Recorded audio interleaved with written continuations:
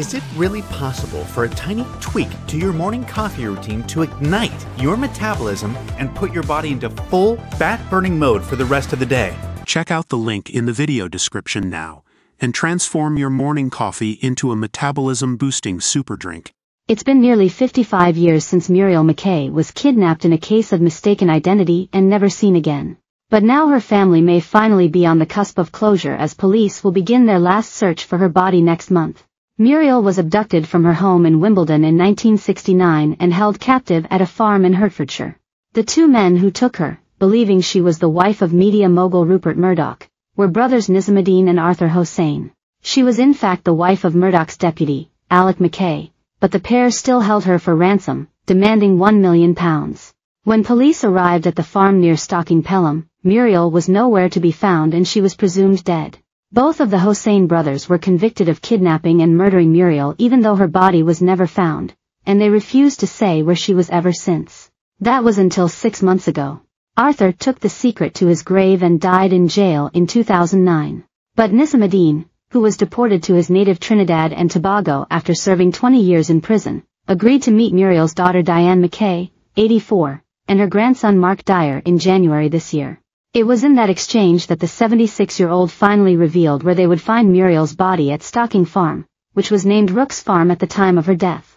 He pointed to a picture and told them, "Go through the kitchen door, come through the open land, turn left and it's 2 feet from the hedge, that's where the body is." It's understood Hossain reiterated his claims about the whereabouts of Muriel's body to Met Police detectives who flew out to the Caribbean to question him in March and reported that he was happy to speak with us. Despite concerns about inconsistencies in the account given by Hossain, police have now confirmed the final dig will begin on July 15 and is expected to last 5 days, reports Mirror Online. Det-Supt Catherine Goodwin visited the farm on Thursday to plan the search and her team mapped the ground using a sensor. Scotland Yard's Specialist Crime Command will work alongside forensic archaeologists and Hertfordshire Police. "It's great to get to this point," said Muriel's daughter Diane. "It's a big achievement to know we are potentially so close to finding where my mother is buried. I cannot bear to think my mother is lying there in that farm." Incredibly, the area of the farm where Nizam says she is buried is the one part which has not been developed, so we are confident my mother will still be there. Pensioner has last laugh after 40 feet broadband pole erected at end of his driveway. Jay Slater's mum gives new update in search for missing teenage son. Taylor Swift shows she's a royal fan in Era's selfie with William, George and Charlotte. Flying an England flag for the Euros could get you a £2,500 fine. Muriel's grandson Mark added, "I'm confident my grandmother is there.